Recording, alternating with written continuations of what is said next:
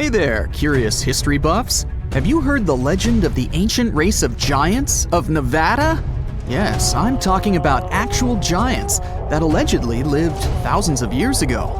Now I know what you're thinking. Giants, really? Well, archaeological finds add fuel to this debate too. And here's where it gets interesting. Lovelock Cave was indeed used as a burial site, and some of the remains found there are much larger than average human bones. The cave is by the Humboldt Sink in western Nevada. It was once part of an enormous lake, which eventually dried up, leaving a number of smaller ones, including the Humboldt Sink. The cave became the home of the Site-Ka tribe. According to the legend, these red-haired giants were so big that they had to be buried in the cave itself. Indeed, later on, archaeologists discovered 8 to 10 foot tall skeletons. This legend started to unfold when a mining engineer named John T. Reed talked to the locals in 1886. Once Reed saw the cave, he knew he was onto something. The news spread soon, but the cave was attracting another type of attention too. The deposits of a fertilizer known as guano were discovered inside the cave. So a mining company began excavating the precious resource in 1911 and soon shipped more than 250 tons of the fertilizer to San Francisco. Unfortunately, some of the human remains and artifacts were neglected and lost in the mining process. This led to an official excavation in 1912 and 1924. After the top layer of guano had been mined, strange objects started to surface. Around the area, the earliest evidence of human habitation dates back about 4,000 years. The Lovelock culture lasted for some 3,000 years, and they left us with 10,000 stunning artifacts. The pits in the cave were like a series of time capsules hidden at different depths. Archaeologists determined the age of each pit by its depth. It turns out that many different groups used the cave for storage over a really long time, and the things they stored there give us a really cool glimpse into their cultures. It's like a giant ancient storage unit full of hidden treasures. What have the researchers found besides the giant bones, you might ask? Some other bodies were mummified using a method similar to the one applied by ancient Egyptians. These remains also had something in common with the bodies discovered as far south as Lake Titicaca. Both mummies had some red hair. Yet, there are scientists who believe this reddish hue is the result of the interaction with the environment in which the bodies stayed. So, while the story of the red-haired giants may be a wild and intriguing tale, not everyone is convinced. Some experts believe that the bones found in Lovelock Cave are simply the remains of prehistoric animals, like mammoths or sloths. But others insist that there's something more to the story. Other relics, such as finely crafted baskets and exquisite duck decoys made from tule fibers, were also found there. In any case, this cave is worth the attention it gets. By the way, you can still visit this cave today and see the pits of different depths with your own eyes. But let me tell you one thing, it's in a hot, dry, and isolated place. Archaeologists have made another discovery that seems to be straight out of a legend.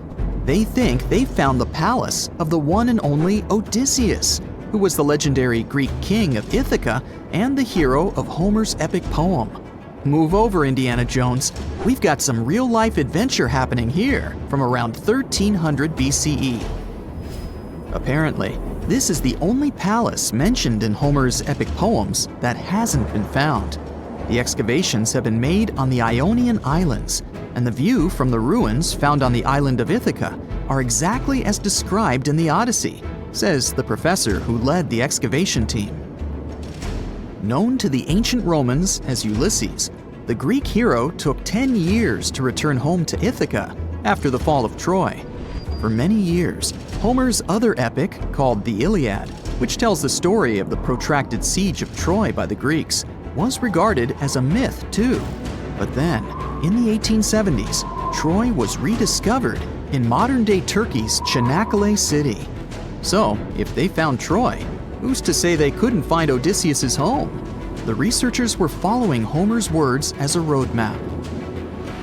The excavation site has a building complex with 2 levels. It has important finds, such as storerooms and workshops, a complicated drainage system, and fragments of pottery. It also has a well from the 8th century BCE, which is around the time when Odysseus is believed to have been the king. Yet, not everyone is convinced that the team has actually discovered the home of Odysseus.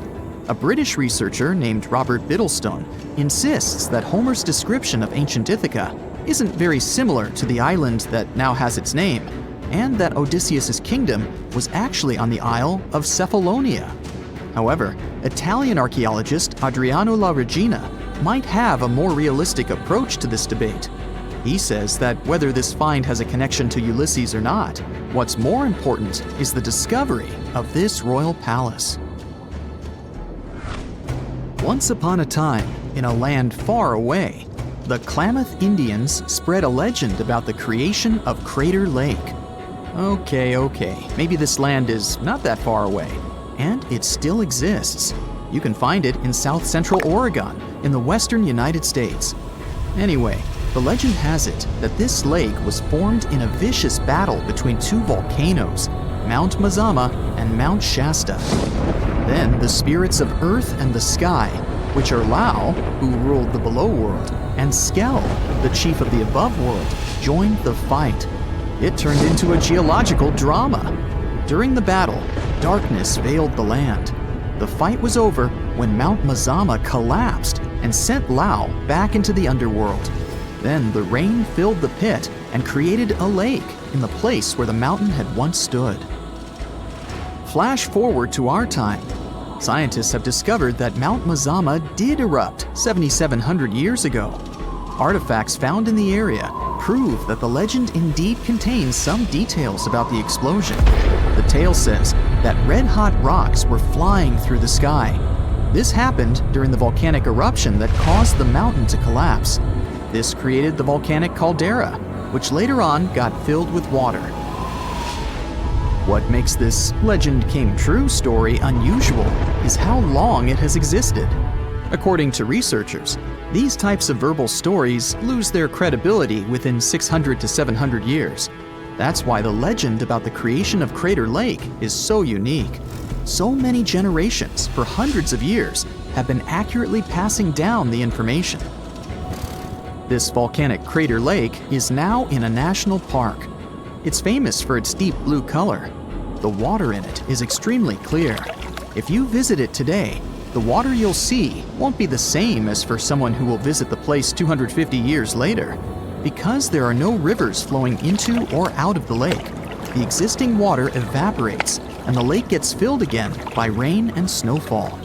Basically, every 250 years, the water is replaced.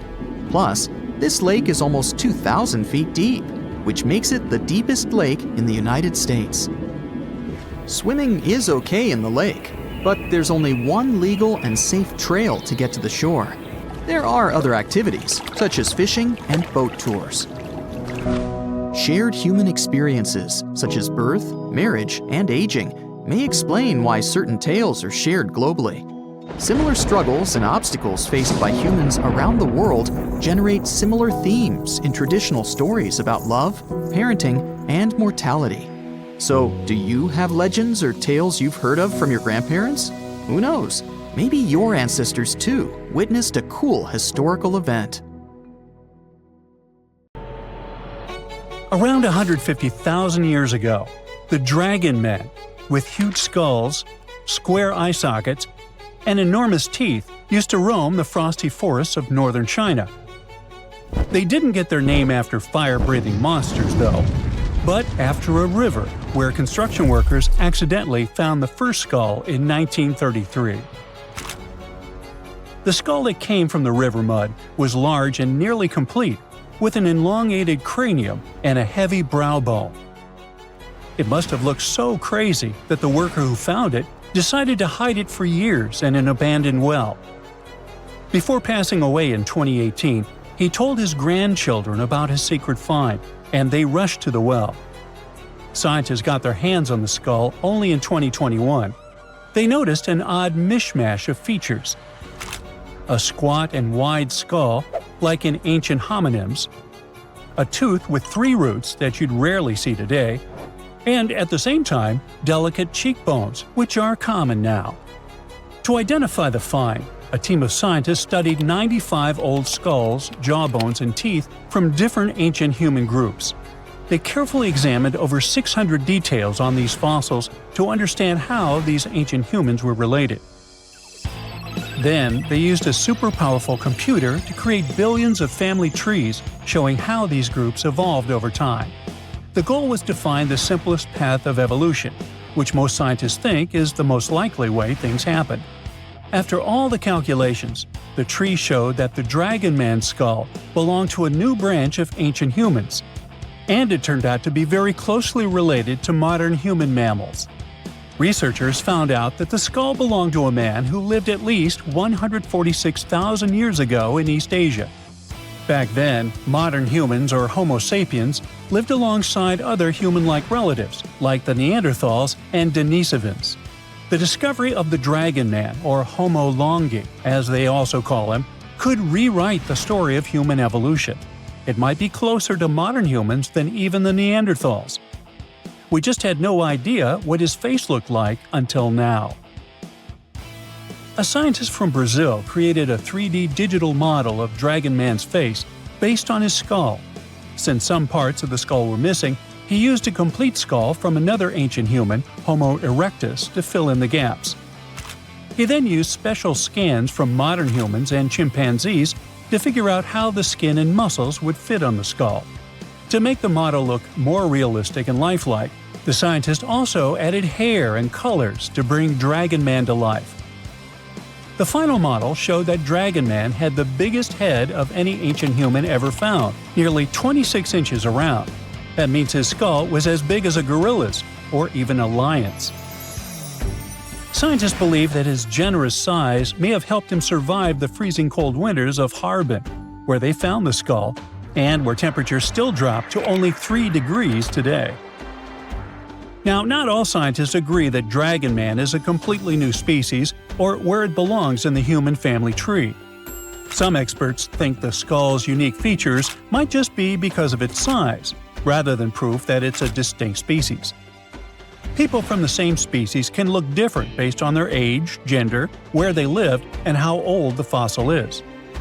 Some scientists compare it to another skull found in China, which is considered part of another already well-studied species.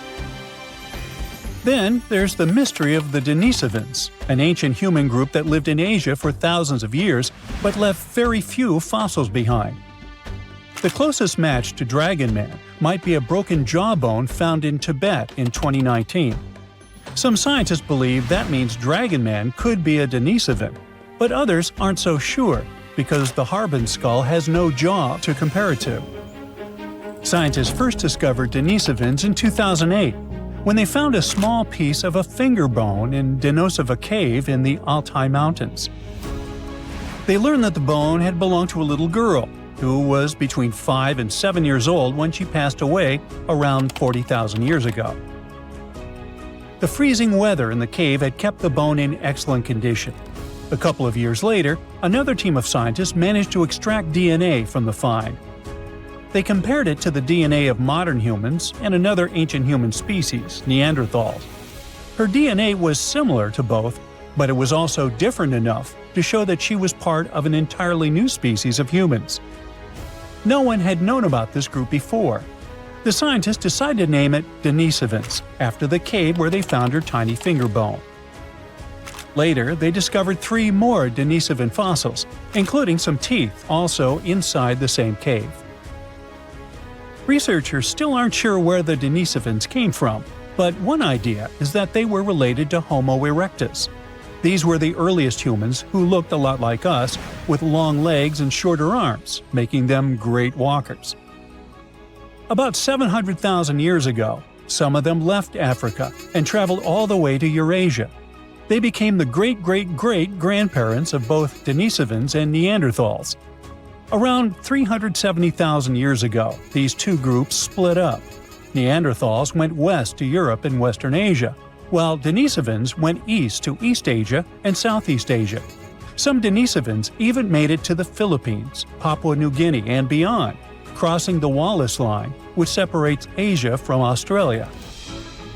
More recently, scientists studied the DNA of many people from Southeast Asia and found that Denisovans might not have been just one group of ancient humans, but three distinct kinds. One of these groups was as different from other Denisovans as Neanderthals were. Some Denisovans may have lived longer than the Neanderthals, who disappeared around 40,000 years ago. A study suggests that one group of Denisovans lived alongside modern humans in New Guinea until at least 30,000 years ago, and maybe even as recently as 15,000 years ago. If that's true, they were the last humans on Earth besides us. This surprising discovery is part of a growing number of finds showing that ancient Asia was full of various versions of humans, including the newly discovered kind in the Philippines. Scientists now realize that the islands of Southeast Asia were a hotspot for early humans. They believe learning more about early humans could help them better understand the genetic properties of people in Indonesia and neighboring regions, and even improve healthcare in the region. Researchers found special clues in their DNA that show ancient human groups split apart an exceptionally long time ago. When Homo sapiens traveled from Africa, they formed families with other early humans and passed small pieces of those ancient relatives' DNA down through the generations. Scientists still don't know for sure why Denisovans and Neanderthals disappeared while Homo sapiens survived. One plausible reason is that Neanderthals and Denisovans lived in small, close-knit groups, which may have caused health problems over time. Our ancient ancestors lived in big groups with more genetic variety, which helped them stay healthier and adapt to changes. Another big advantage was that Homo sapiens had strong social networks. They shared innovative ideas, tools, and survival skills. In the end, Denisovans couldn't handle the tremendous changes happening on Earth and slowly disappeared. Deep inside the heart of the Amazon rainforest lies a cave so massive it defies logic. Stretching for 2,000 feet, this tunnel is so big a human could easily walk around inside of it. Its walls are etched with deep, mysterious claw marks. But this is just one of many. If you travel to the south of Brazil, you'll stumble upon over 1,500 similar caves, ranging from modest tiny burrows to massive passageways. These are not your average spooky, bat-filled caverns. They're what researchers call paleo burrows, also known as ancient underground structures dug by creatures so colossal they make modern elephants look small. Whatever creature dug those tunnels displaced 800 elephants worth of dirt. I know, it still looks like a normal cave, but experts noticed this one was special because the walls were too neat and rounded, and the floor was too smooth. Besides, no water or erosion leaves such signs of serious digging power. These Brazilian caves are the largest geological records of animal activity on the planet. It's like stumbling into a prehistoric house made by creatures the size of cars. To unlock this mystery, researchers analyzed the scratch marks on the walls and realized they had probably been made by giant ground sloths, a species called valgipes, which could weigh nearly 9,000 pounds and eat your average annual menu in about 3 days. Despite being huge, these animals were not earthbenders. They had to work in groups if they wanted to dig such long tunnels. This is why scientists believe many sloths shared the same tunnel and dug it together. Even some giant armadillos may have helped with the digging. After all, they were ridiculously skilled excavators and lived there too. Okay, but why would a giant sloth or armadillo need a 2,000-foot-long underground lair? Great question. And the truth is, scientists aren't totally sure. It doesn't make sense for them to dig tunnels this massive just to escape predators, especially since the tunnels were big enough for a saber-toothed tiger to crawl in, for example. So, unless they installed prehistoric security systems, this theory has holes. Haha, pun intended. The best bet is probably climate. Back then, everything was drier and colder, and some species of giant sloths were living their best lives back when Earth was transitioning between cold and warmer periods. Their big bodies usually protected these animals from temperature changes, but drastic fluctuations probably made them hide in order to survive. Besides, just like modern sloths, giant sloths probably had a hard time maintaining their body temperature, and going underground for a while is a great way to protect your babies and save some energy. After all, the bigger you are, the more energy you spend. Some scientists believe these tunnels might have had rotating tenants. One sloth moves in, digs a bit, leaves some scratch marks, moves out. And sometime later, another one crashes there and adds its own decor touches. A hostel for ancient megafauna. All evidence points to a more timeshare situation than a prehistoric private property. After all, these creatures weren't exactly social butterflies. Most sloths and armadillos usually keep things strictly one-on-one, just mom and baby. Yeah, dad sloth stuck around only for the good part. But you probably noticed one tiny detail here. These guys are not around anymore. They went extinct 11,000 years ago, right around the time humans started to get popular on Earth, when another ice age was ending. In fact, 80% of all mammals that were heavier than 2 pounds disappeared then. The first culprit is, of course, the usual suspect: humans. Around 10,000 years ago, a wave of skilled hunters using distinctive tools like spear points spread across North America. The theory goes that American animals weren't used to this new predator, making them easy targets. Once the big plant eaters started vanishing, the big meat eaters followed. They didn't have enough food to survive, and it wasn't just excessive hunting that caused some damage. Early humans may have also harmed ecosystems in ways that made survival harder for large species. But wait, there's another suspect: climate change. Around the same time, Earth's climate got a major shakeup. The climate was going from super cold to only slightly cold. Just so you know, Earth's temperature was about 46 degrees Fahrenheit, making seasons change and plants perish. And if plants are no longer around, big animals that eat them, like our friends giant sloths, have less nutrition, making them even more vulnerable. Many scientists now think that both human impact and climate change played a role, just in different ways depending on the region. In some places, humans may have tipped the balance. In others, nature itself did the job. Either way, it was a perfect storm that ended the age of giants. Turns out, being huge isn't always a plus. Giant animals tend to live longer and reproduce slowly, which makes them sitting ducks when disaster strikes. Besides, it takes a long time for these guys to bounce back. After dinos disappeared, for example, it took 15 million years for new mega mammals to stomp onto the scene. The last major extinction happened around 12,000 years ago. Not really enough time for brand new massive beasts to evolve. Today's biggest ground animals, like elephants, rhinos, and bison, aren't newcomers. They're actually the tough survivors of that ancient chaos. And, well, at least we still live alongside the blue whale, the biggest mammal ever. But why did some prehistoric animals get so gigantic in the first place? Well, being big has some perks, in spite of all the extinction thing. It keeps you safe from predators and helps you win the fight for food. If plant eaters bulked up, predators had to level up too, just to keep up. And the environment plays a big role. You see, cold-blooded animals might grow bigger in hot places to stay cool, and warm-blooded giants thrive in cold places to stay warm. One paleontologist even suggested that some dino-sized vegetarians needed those massive bellies just to digest the tough, woody plants of their time, as if they had a salad bar inside their bodies. There's also the thing with oxygen. Back then, Earth's atmosphere had way more of it. That's a big deal, especially for creatures with less efficient breathing systems like insects. Higher oxygen levels meant their bodies could handle more growth and more activity.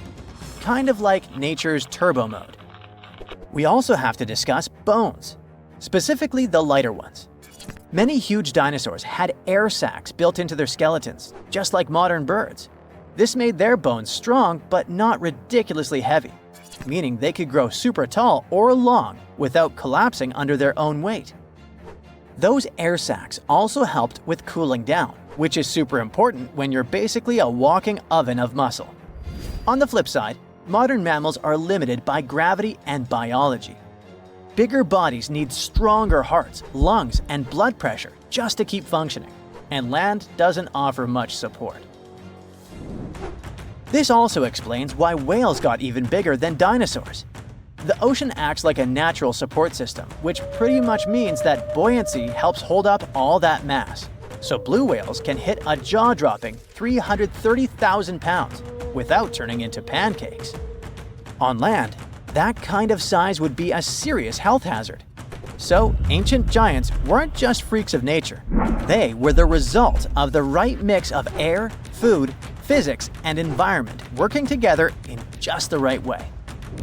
The whole extinction event surely is a bummer for giant sloths that worked as gigantic engineers of nature, but it surely prevented us from sharing the planet with insects the size of crows, like some types of griffin flies or millipedes reaching almost 6 feet in length.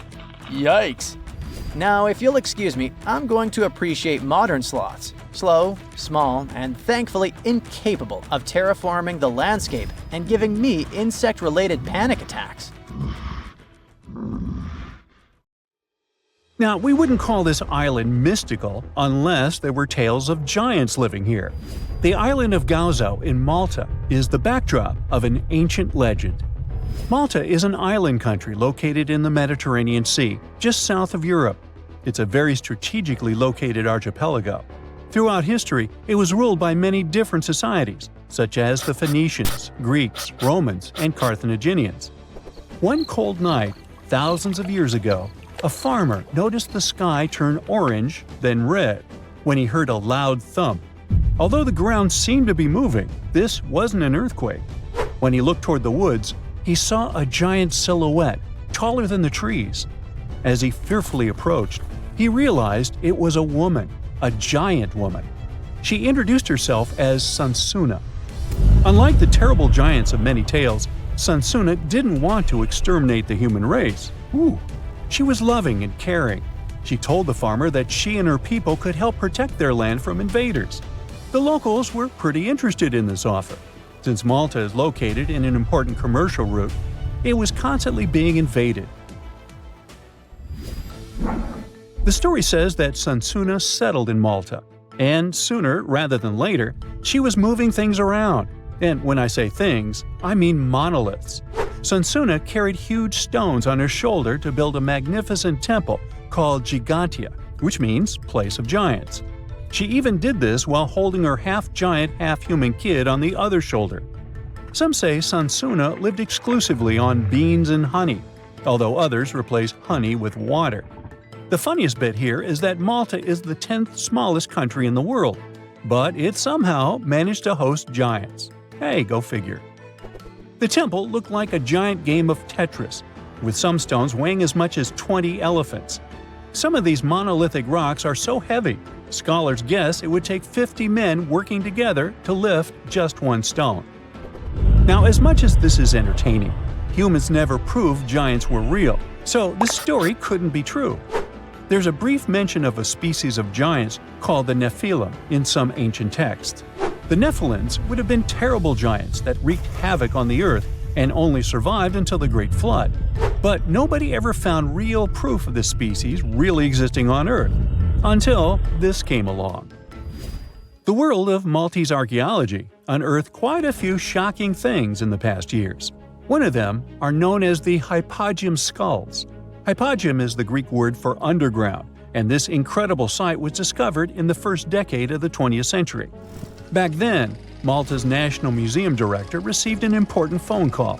Someone had accidentally dug some impressive bones and asked him to come check it out. The hypogeum looked like an underground city, filled with mazes and rooms that stretched along multiple floors. They were all made with similar limestones, as the Maltese temples above ground. The hypogeum was filled with important relics and artifacts. Scientists quickly understood that the hypogeum was built as a type of final resting place for locals. So, along with skulls, they found a lot of bones and skeletons. One of these artifacts were skulls, but these weren't regular human skulls. Rather, they were of the elongated type. To make matters worse, these skulls were hidden from the public for years. People started to talk and created a bunch of theories behind it. The truth is that this discovery was a turning point for Maltese archaeology, although scientists didn't know what to do with it. Some wondered if these skulls were natural or manipulated, since they knew some cultures in the world used head binds to alter their skulls. Other scientists threw in the hypothesis of little gray people or even the legendary giants. Some say that the elongated skulls could have been sculptures that worshipped otherworldly deities. There was no way to confirm any of these theories. So the question remained: who were the builders of Malta's megalithic temples? Now let's take a look at what scientists know. The Maltese megalithic temples have been standing strong since 3500 BCE, which is even older than the pyramids of Egypt.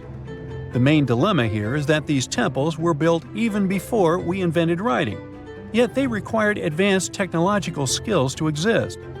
The Gigantea Temple seems too absurd to have been built by humans. The South Temple has a corridor with 4 oval rooms on the sides, looking like a big shamrock leaf. In one of these rooms, scientists found altars decorated with spiral patterns. It looked like an altar of some sort, indicating early Maltese people used them for ritualistic purposes. The North Temple is similar but smaller, with a very low entrance that makes people crouch down to get inside. You get it? You need to bow down to their deities in order to get into this sacred place. I mean, one can't help but wonder about the secret reasons these ancient builders had to build such a huge temple.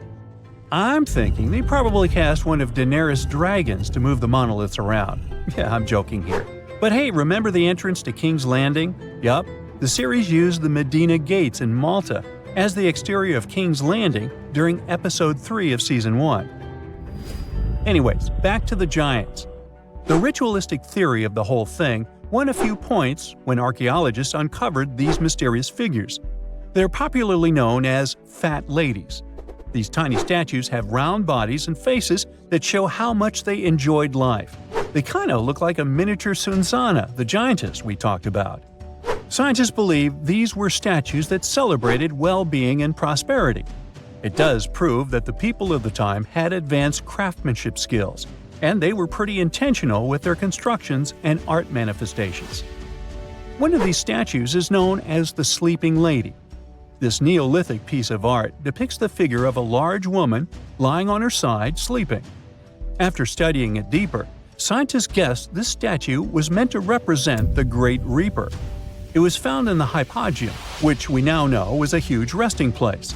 This specific statue is different from all the other fat ladies, starting with the hair and the embroidered skirt.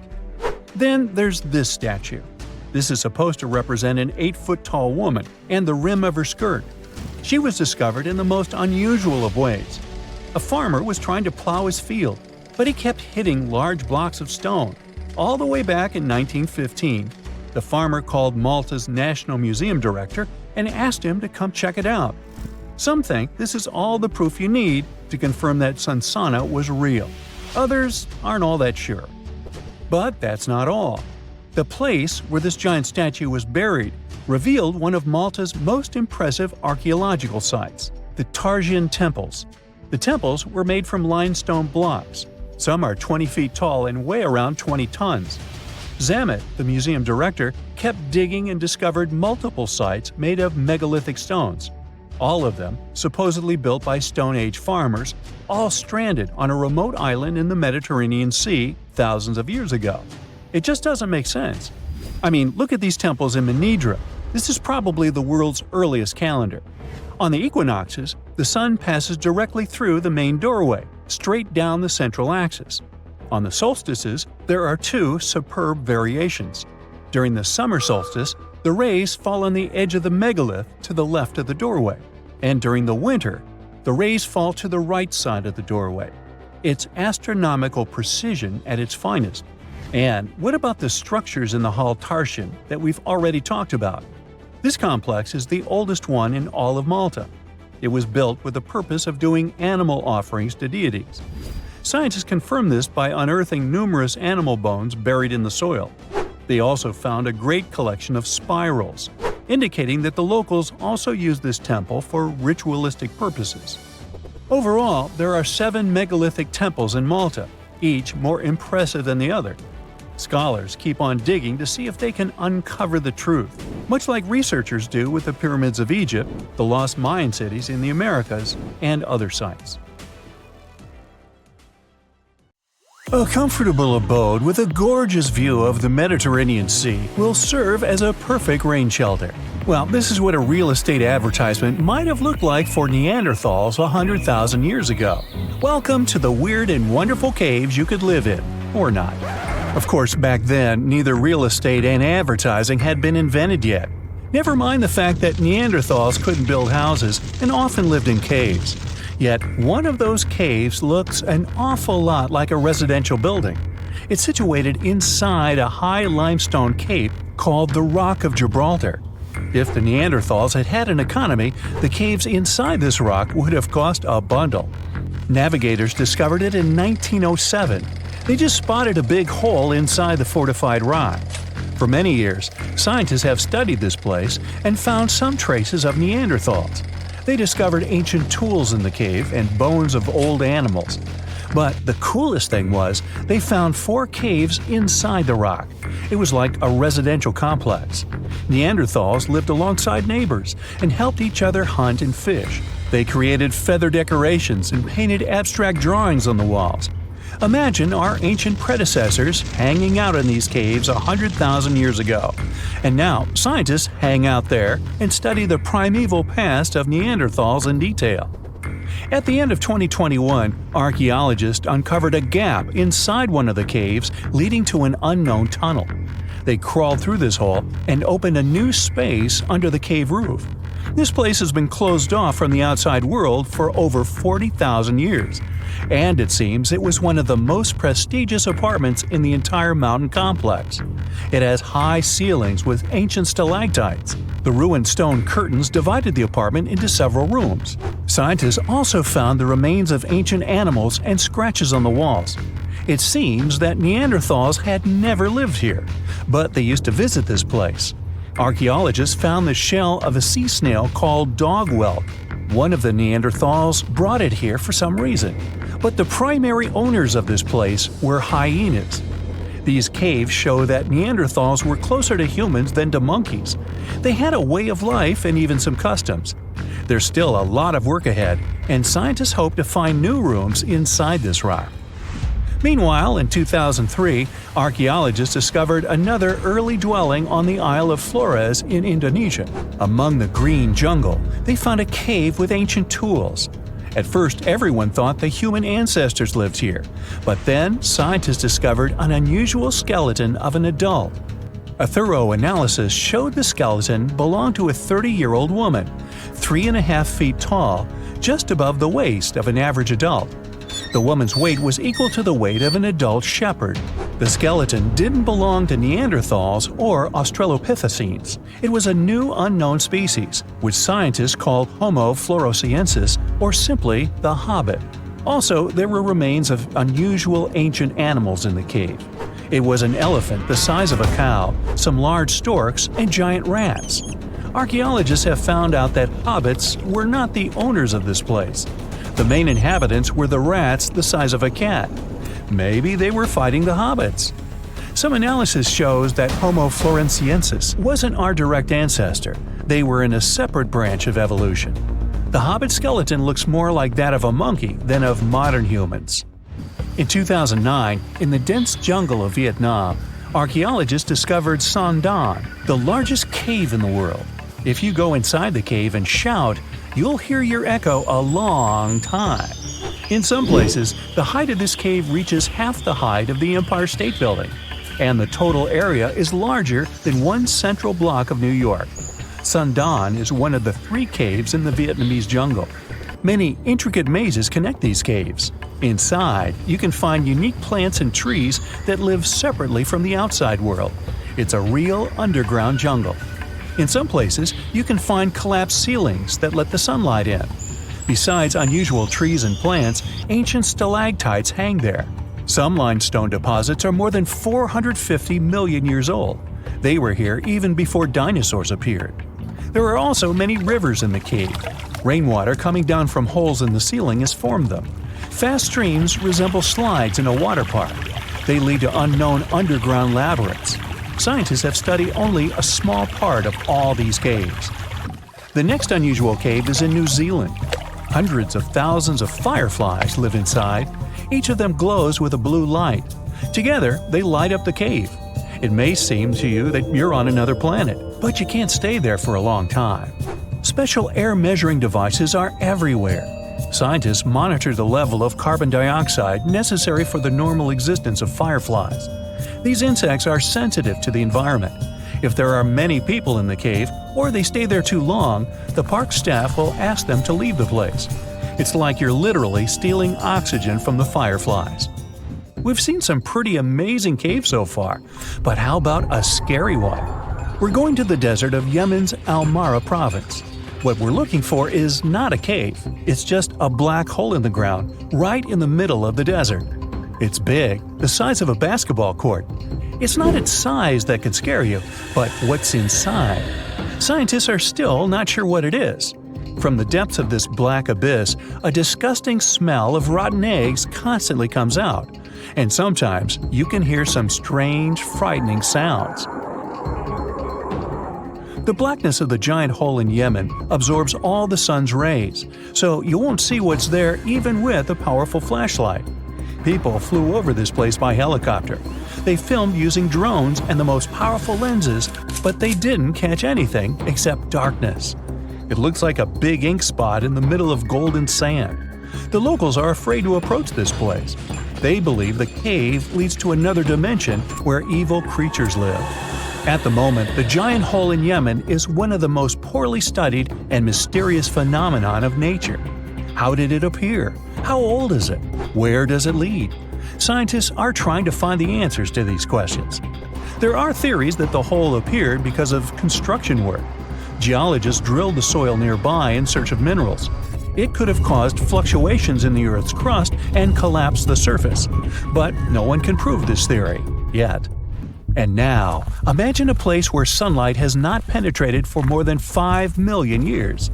There's little oxygen, and it's cold and damp. Still, life is born in this place, not only microbes and bacteria, but also something bigger. The living conditions in this cave are very different from the usual ones, so, in a sense, this cave is like another planet. It's the Movil Cave in the southeast of Romania, near the Black Sea. The entrance is a small hole in the ground. Inside, a tunnel leads deep below the surface. The levels of hydrogen sulfide and carbon dioxide are above normal inside the cave. The air here is half as much oxygen as on the surface. People can't be here without an oxygen mask, but other creatures living here can. The cave is home to 48 species of living organisms. 33 of them are unknown. Here you can meet some unusual insects, white snails and white spiders, millipedes with huge whiskers, transparent shrimp, and unique species of leeches. They all live here thanks to the little bacteria autotrophs. They absorb carbon dioxide and release food particles. Bacteria feed on it. Other larger organisms feed on these bacteria, and some bigger organisms eat those little ones. In the end, everyone gets food. In this cave, evolution has created a biological system separate from the rest of the world. Well, here you are, on a week-long trek through the Himalayas. You're exhausted. The cold is cutting through to your bones, and suddenly, you stumble upon a human skeleton near a lake. You look around, and there are dozens, maybe even hundreds of bones scattered across the ground. Well, guess what? This really happened in 1942 with an Indian forest official. Since this chilling discovery, researchers have been trying to figure out how so many people lost their lives in such a remote, isolated spot. So, what happened up there? We're talking about Rupkund, a lake sitting at over 16,000 feet in the Himalayas. But it's not just known by that name. People also call it Mystery Lake, or even more bizarrely, the Skeleton Lake. This place is remote, I mean really remote. It's not just because it's insanely high up, but also because it's surrounded by snow-covered mountains. Now, if you're planning to go there, make sure you have some solid hiking shoes. It's a week-long trek covering more than 30 miles of tough, rugged terrain. Along the way, you'll pass through all kinds of challenging landscapes: moss-covered oak forests, misty fields with an eerie vibe, and up at the top, snow. The highest point of the trek is a knife-edge ridge called Junargali. Just below that lies Rupkund. The closer you get to the lake, the darker the atmosphere feels. And on the ground, you can find human skeletons scattered around, belonging to more than 300 people.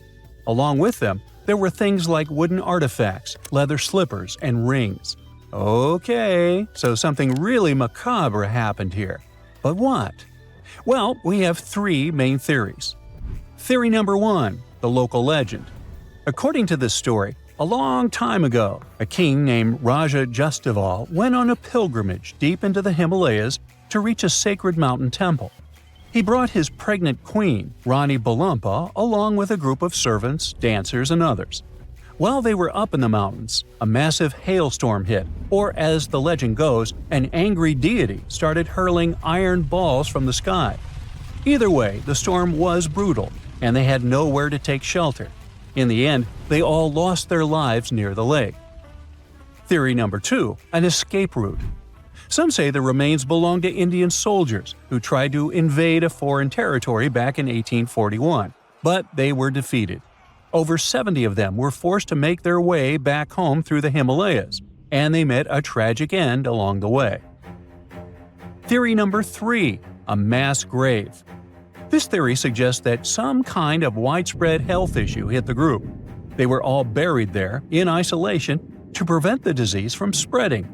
In this case, Rupkund Lake and its surroundings would basically be a cold, remote cemetery.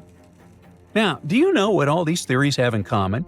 They all assume that the skeletons belong to a single group of people who died in one catastrophic event. But then science came along and things got way creepier. In 2019, 28 scientists from institutions in the US, India, and Germany teamed up for 5 years to figure out what the heck happened up there. They studied the remains of 38 individuals, 23 men and 15 women. And right there, we can already toss out theory number 2. That's important because if these people had been soldiers on a military mission, you would expect most, if not all of them, to be men. Armies in the past were almost entirely male. But here, there were just too many women for that to make sense. And on top of that, no signs of combat or military gear were found at all. After a genetic analysis, researchers noticed that the individuals weren't part of the same family, at least not by blood, like third-degree relatives or closer. And most importantly, they were mostly healthy. These two facts help rule out theory number 3. It probably wasn't some kind of highly contagious health problem. But the most shocking part is that these skeletons didn't belong to just one single group. They actually came from 3 distinct groups.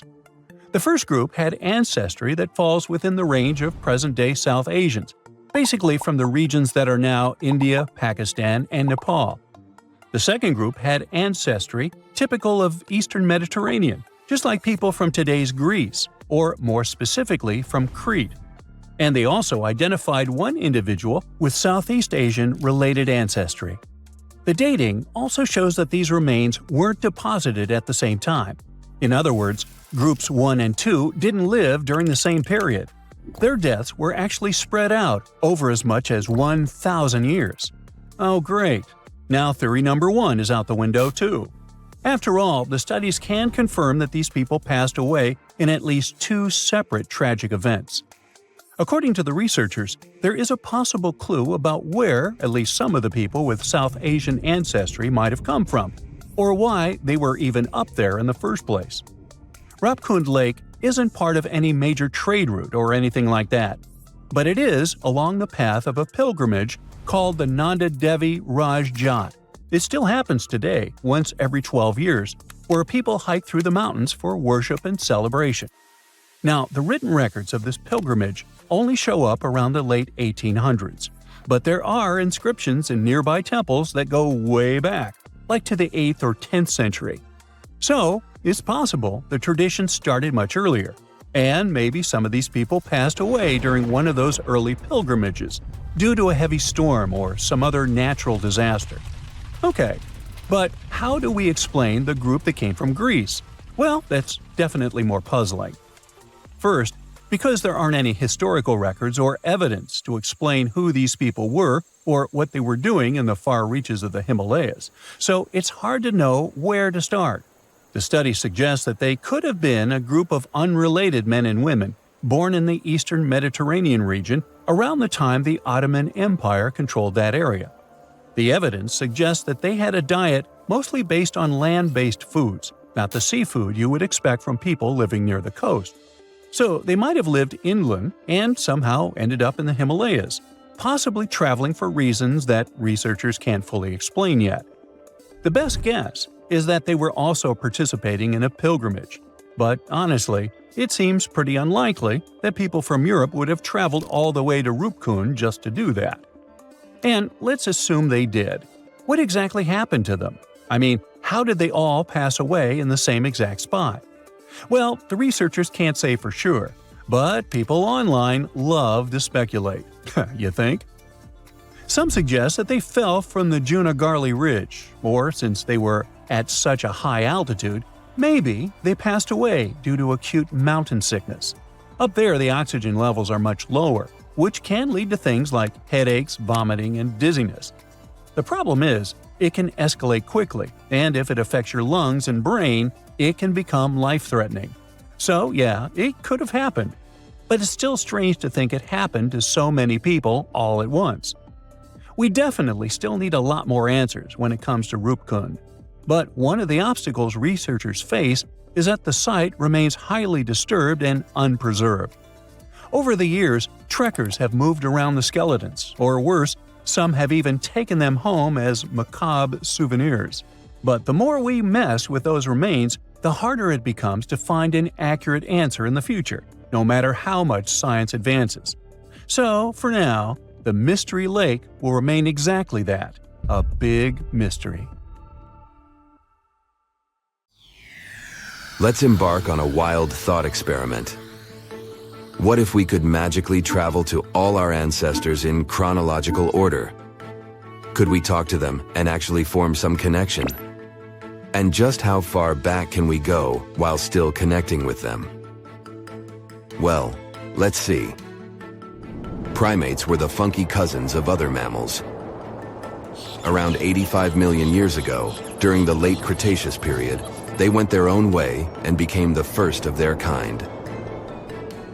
Human evolution is very complicated, and we can't draw a distinctive line on where it started.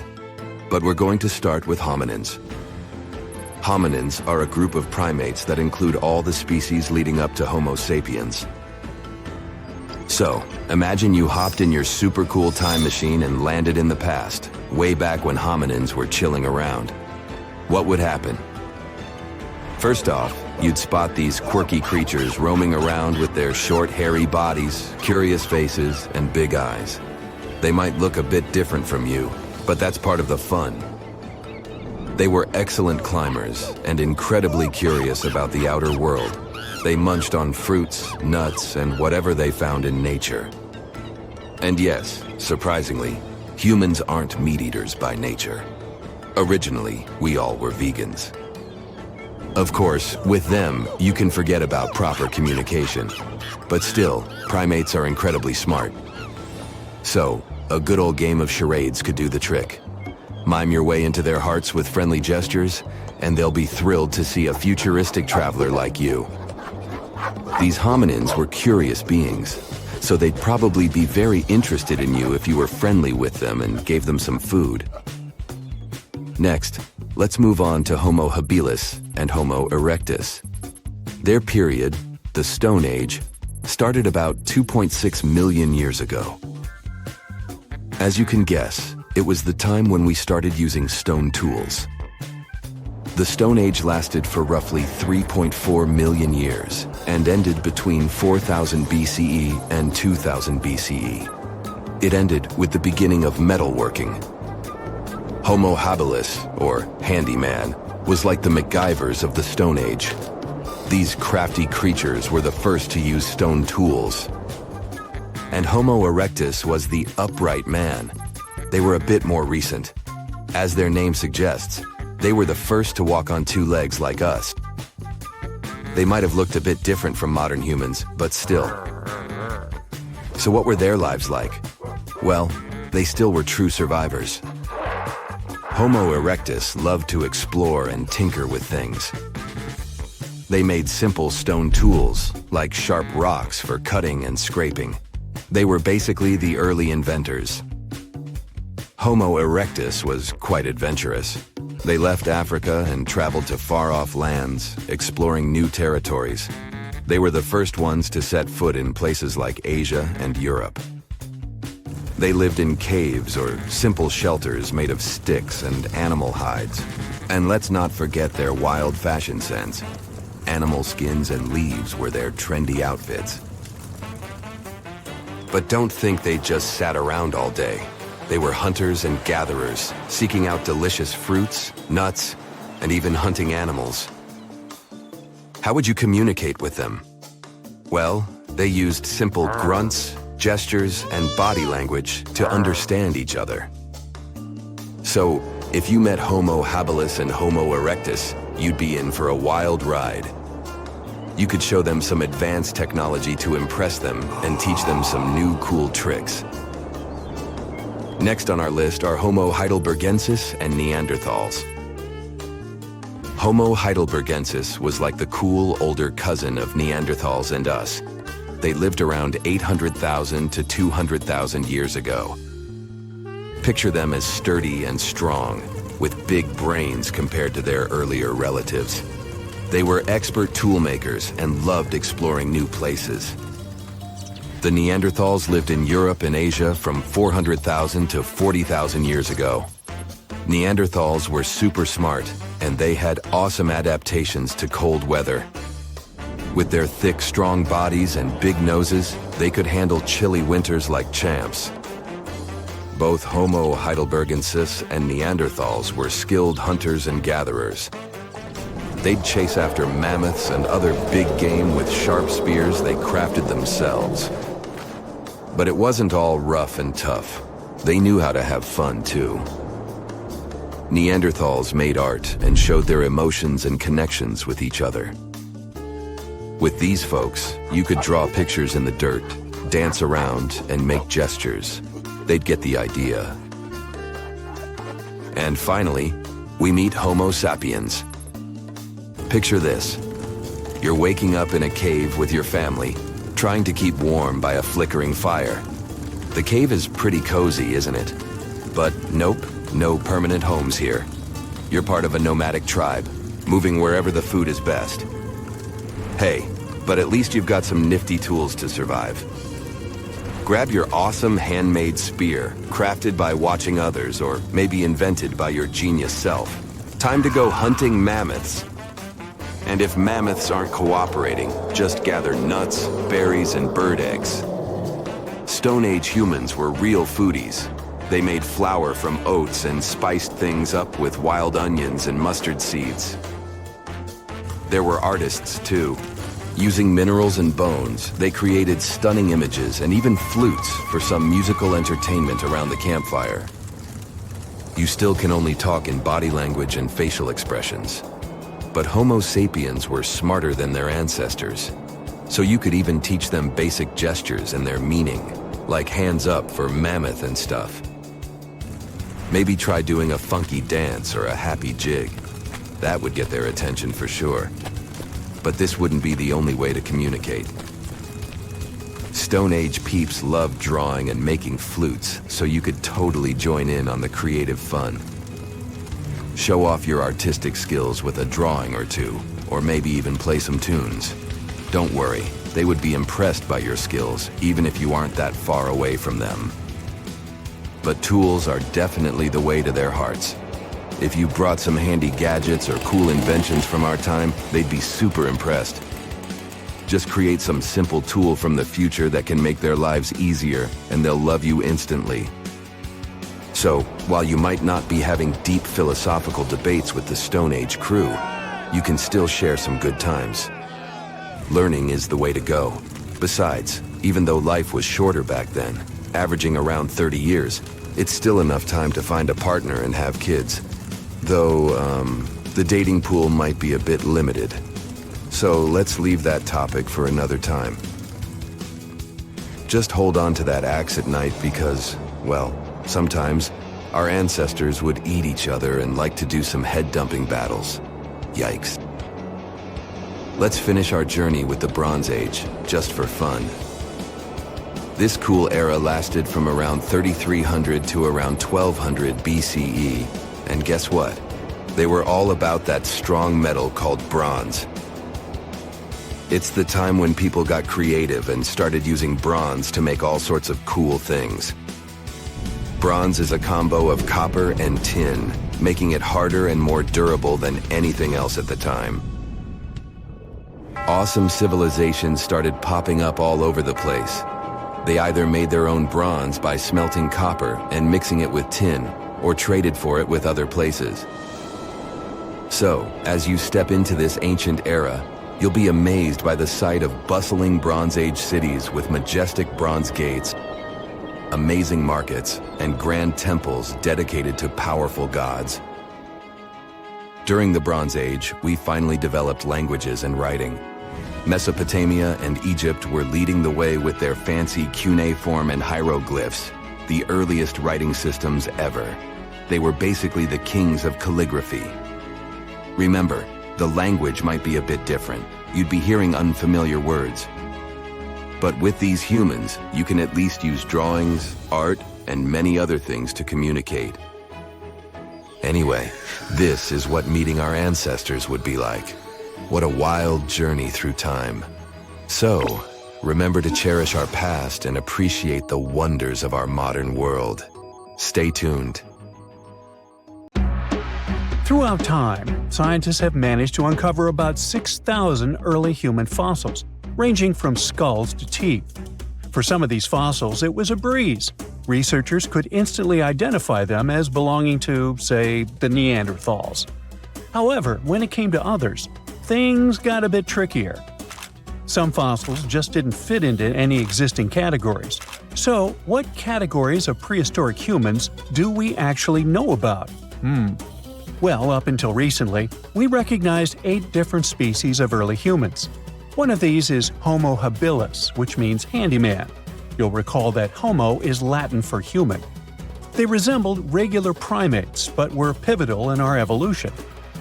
They were the first to create stone tools, which significantly aided their daily activities, such as butchering. Next up, we have Homo rudolfensis. These guys were larger than Homo habilis and boasted bigger brains, but they were still quite distant from modern humans. For example, even though the neurological structure of their brains was becoming more complex, they were probably not capable of using any form of actual spoken language. Then came Homo erectus, the first to walk upright, followed by Homo antecessor, which is considered the last common ancestor of modern humans and Neanderthals, along with a host of other Homo species. Meanwhile, we're still piecing together the story of the enigmatic Denisovans.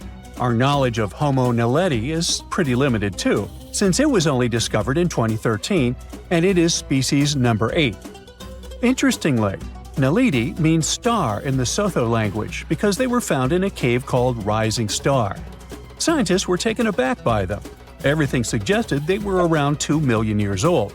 But after closer examination and some tests, it turns out that the Naledi species is much younger, between 236 and 335,000 years old.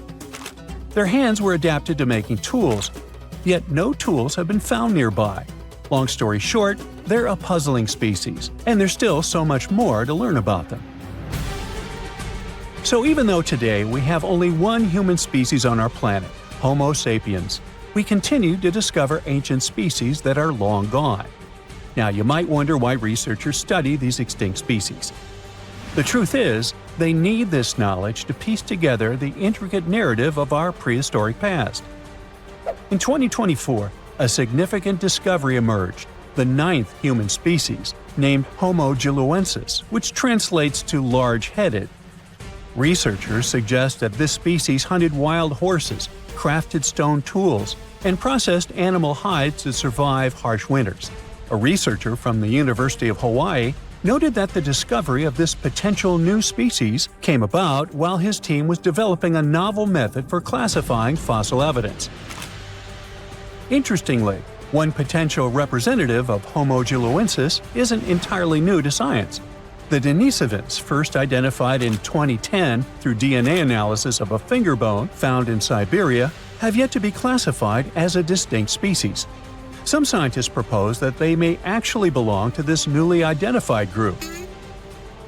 These big-headed individuals could help shed light on the long-standing mysteries surrounding these hominin fossils, which have puzzled researchers due to their mixed characteristics of Homo erectus and Homo sapiens. You see, sometimes it's tough to call a spade when you don't even know what a spade looks like. You get the idea? Many unsolved mysteries linger, simply because scientists haven't had this crucial, big-headed piece of the puzzle. So theoretically, we modern humans could also be considered a bit of Homo giluensis. You don't believe me? Well, watch this. We need to consider two key facts for this equation. First, there are the Denisovans, a group we might refer to as Homo giluensis from a scientific perspective. Yeah, this is just a theory proposed by some researchers, but let's roll with it for now and pretend it's a fact. Second, it's important to know that the Denisovans interbred with the ancestors of modern-day Melanesians. These folks inhabit areas ranging from New Guinea to the Fiji Islands and carry between 4 and 6% Denisovan DNA. Now, you might not personally have those genes, unless you've been tested, of course, but the key takeaway here is that there are modern humans today who share genetic links with the Denisovans, or Homo giluensis, or big heads if you prefer. Now, that all sounds pretty plausible. Let's unpack step by step how it happened. Researchers have uncovered this type of ancient human, known as the Denisovans, based on skeletal remains found in Siberia. These ancient humans coexisted and interbred with modern humans, adding yet another layer to our understanding of human evolution. Named after the Siberian caves where their fossils were discovered, the Denisovans are believed to have roamed widely across Eurasia. Evidence indicates that the Denisovans lived alongside Neanderthals and interacted with early Homo sapiens, possibly around 50,000 years ago. A team of scientists successfully sequenced a complete genome from these ancient hominins using nuclear DNA extracted from a finger bone. This discovery reveals that at least 4 distinct human groups existed during the time when anatomically modern humans began migrating out of Africa. Alongside modern humans and Neanderthals, we now have to consider the Denisovans and another small human species from Indonesia, often referred to as the Hobbit, when discussing our evolutionary history. One intriguing question that arises is why Denisovan genes are predominantly found in modern Melanesians, yet absent from other Eurasian populations. Remember that 4 to 6%? One hypothesis suggests that interactions between the Denisovans and early modern humans were limited and brief, especially as humans migrated throughout Southeast Asia into Melanesia. Scientists speculate that only a small number of the Denisovans may have interbred with a larger group of modern humans. This could explain how the Denisovan genes made their way into the gene pool despite the likelihood of infrequent encounters. Anyway, the more scientists dig into our past, the more fascinating things they uncover about our ancestors. Take Neanderthals, for example. Did you know these guys were responsible for creating the very first piece of art ever? I had no idea. But a 2018 study of ancient cave art in Spain revealed what are now considered the oldest known artistic creations. We used to think Neanderthals lacked the cognitive skills needed for art, but it turns out they were actual art pioneers.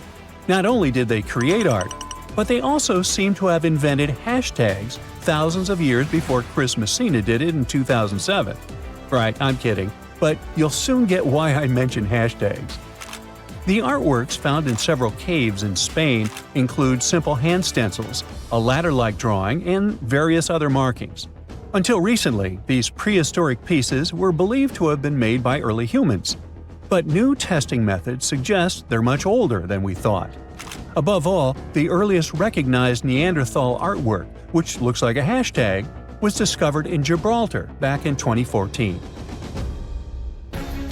To determine the age of these artworks, scientists employed advanced dating techniques using eHarmony and Match.com. Oops, wait a minute, wrong dating techniques. They actually used uranium and thorium radioisotopes instead of the traditional carbon dating. Once the necessary tests were completed, they confirmed the art was approximately 65,000 years old, 15,000 years older than the previously oldest known art from Indonesia.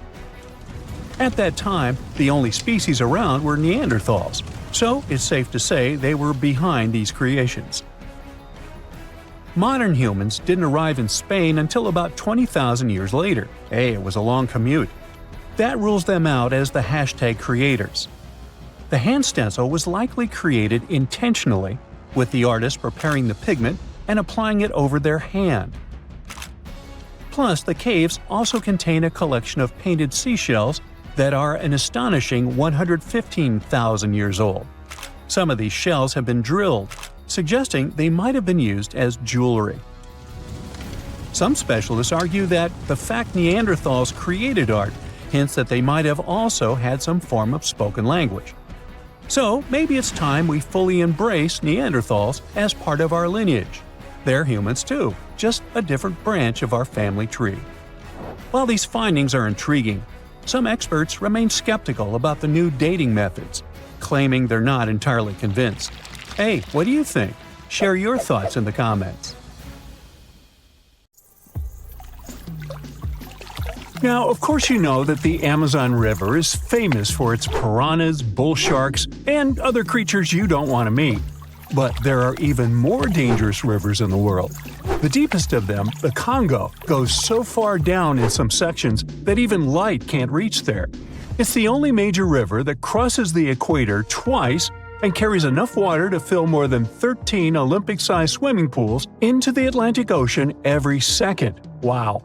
Even the most experienced boaters have trouble passing through all of the river's strong currents, rapids in its upper part, and waterfalls and gorges in the lower section. The Congo currents are so fast and powerful that they even divide animals like mountains and oceans do. There are new species of fish evolving separately on the two banks as they can't reach the other side and breed with each other. One of the most dangerous types of fish living here is the Goliath tigerfish. These monsters, that grow up to 5 feet and travel at the speed of 25 miles per hour, are relatives of piranhas. Their mouths are full of vicious, razor-sharp teeth. Their females lay hundreds of thousands of eggs, and the offspring are predators from birth. You have a good reason to fear the Goliath tigerfish, as they're the only freshwater fish in Africa that have attacked crocodiles and even humans. Okay, not swimming there. There are dense jungles and more hungry wildlife, including snakes and some aggressive hippos, all along the river. Still, it's used as a water highway in Central Africa, so barges traveling on it for weeks are often crowded with up to 2,000 people and capsize every now and then. And if you believe the local folklore, there's one more thing to be afraid of: the one who stops the flow of the rivers, a dinosaur-like beast that is said to live in the Congo River basin. There have been over 100 sightings over the last century, but no one can provide solid evidence the beast is real. At the turn of the 21st century, there was a series of terrible, mysterious stories on the Kali River in Asia. Something described as a mud-colored water pig would drag swimmers underwater in front of terrified eyewitnesses. British biologist Jeremy Wade stepped up to crack the case.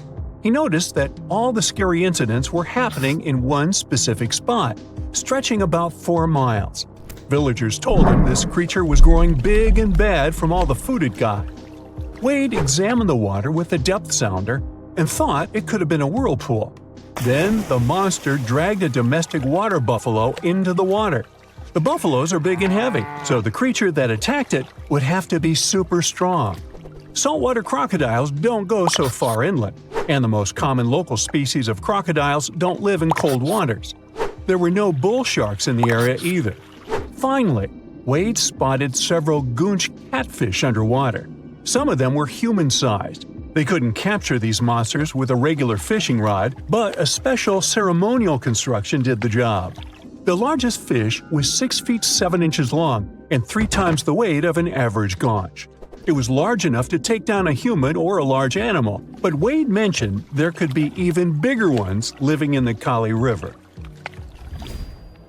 The Orinoco River in South America is dangerous to navigate because of some crazy curves and strong underwater currents. It's easy to get lost here, even if you have your GPS on. There are sudden waterfalls all along, and you must be prepared to handle those to survive. The river is the only home to a rare Orinoco crocodile and has some pretty scary-looking vampire fish swimming around. This payara fish has sharp, spiky daggers that line their gums and 2 elongated fangs that rise from their lower jaws. Could probably use an orthodontist and some braces, you think? It's a ferocious hunter constantly looking for the next victim, which is going to be a medium or large-sized fish. If a human catches a payara, it will defend itself, leaving cuts, nips, and bites, but there are no known cases of this cutie taking a human life. Well, that's good. The Yellow River in China received its name after its color, but it wasn't always this yellow. It was first formed at least 30 million years ago and shifted its course over 30 times over the centuries. Yellow sediments moving downstream from a plateau in the distance transformed it from clear to muddy. This fine-grained substance piled up at the bottom of the river and formed natural dams. The huge amounts of water that the river carries need to find their way to the sea, and that's when major floods happened, taking several million lives in various epochs. The locals tried to solve the problem by building higher and higher levees, but it only made things worse. Water coming out of the river would now have nowhere to back up, as the riverbed was higher than the surrounding land. This even shifted the river's mouth. Now there are massive dams and dikes all along the river to try to contain it. The Parana River is the second longest in Latin America and has many tributaries. They flow in from the highlands near the Andes, and there's a huge drainage in the wet season. This makes the river a perfect home for, guess what, piranhas. There are 30 to 60 species of these scary fish in the Parana waters. In late 2013, they attacked bathers cooling off by the water on a hot day. People started running out of the river as they felt something was biting them in the water. Luckily, no one lost their lives in the accident, but it's still considered one of the most audacious piranha attacks ever recorded. Biologists later determined that the type of piranhas, called palomates, was to blame for this, and humans had probably disturbed their breeding grounds. Well, the piranha also has a strong current that is tricky for boats and swimmers to overcome. Plus, it often floods, which can be dangerous for people living in the surrounding areas. The longest river in the world, the Nile, flows through 11 countries all the way into the Mediterranean Sea. Expeditions have spent centuries looking for its source, and no one still knows for sure where this mighty river begins. Adding to the mystery, the Nile takes an unexpected turn right in the middle of the Sahara. Scientists have figured out the reason is a massive underground rock formation from millions of years ago. The Nile has served as the most important water highway for civilizations through centuries, but it has some pretty dangerous inhabitants, like crocodiles that grow to be 20 feet long, which is slightly more than the height of an average giraffe. These bad guys can reach a speed of 30 miles per hour on land and take the lives of a couple hundred people every year. Hippopotamuses that also live here sometimes go after boats, and venomous snakes like the black mamba and the Egyptian cobra add to the mix. One of the most dangerous creatures on the Nile is the mosquito, as they carry around all sorts of diseases that affect hundreds of thousands of people.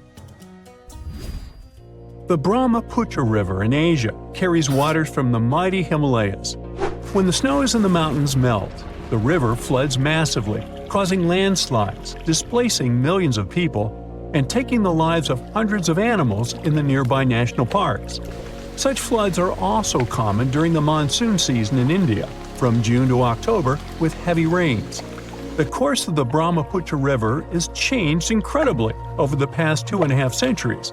Erosion is another danger it's hiding. The banks of the river are mostly made of weak cohesive sand and silt, and even though the erosion rate has gone down, it is still the reason a lot of people lose their land and get displaced. The Brahmaputra is one of the few rivers in the world that has a tidal bore. That's a strong tidal wave that pushes up the river against the current where a river empties into an ocean or sea. And there you have it. Now this bad boy was the size of a husky and could maybe pass for one, except it didn't have any fur and was a top predator with extra long blade-like canine teeth. Ooh, charming. Meet the earliest known saber-toothed animal to have ever lived. It roamed the earth well before the dinosaurs. Scientists made the description of this creature based on its fossils found on the Spanish island of Majorca in the Mediterranean Sea. About 200 million years ago, none of us were around then, the very first true mammals appeared, and they lived right alongside the dinosaurs. But if we trace the family tree of mammals even further back, we'll find an ancient group called Therapsids. They didn't look like mammals we have today, but they had some key features that would eventually help define mammals. For example, Therapsids had special openings on the sides of their skulls for jaw muscles, and parts of their jaw bones would later evolve into the tiny middle ear bones that all mammals, including you, have today. So, the new discovery is what might be the oldest known Therapsid fossil. The fossil, which doesn't have an official species name yet, belongs to a group called Gorgonopsians. Those guys are more closely related to mammals than they are to any other living animals. Some of them were as small as cats, and others were as massive as polar bears. Gorgonopsians had some very mammal-like traits, like different types of teeth for different jobs.